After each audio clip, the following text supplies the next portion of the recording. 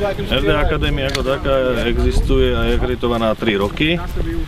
V podstate v tomto zložení ľudí, ktorí sme teraz tu a počtom inštruktorov je to posledné 2 roky, sa to nejakým spôsobom menilo a zaoberáme sa výcvikom od civilného sektoru jednotlivcov aj na požiadanie a individuálny prístup až po štátne zložky.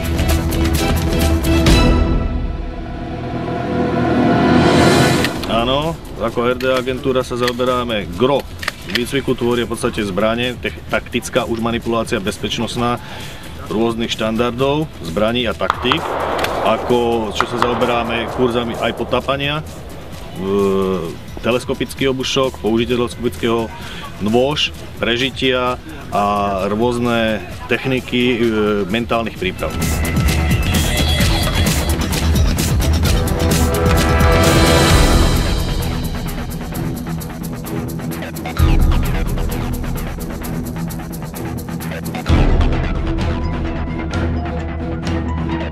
Civilnú sféru my sa dištancujeme športu, nie sme zastancu nejakých športových vecí, lebo šport je fajn, je to dobré v rámci rastu nejakého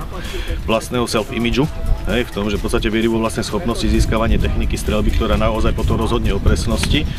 ale viac menej sa zaoberáme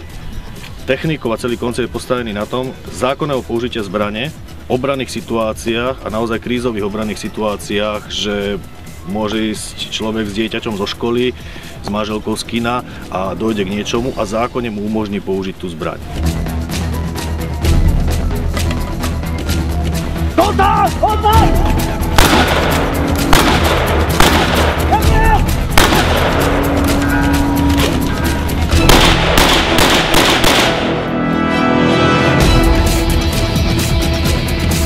Dlhodobejšie chceli by sme, aby to išlo minimálne tak, ako to ide teraz,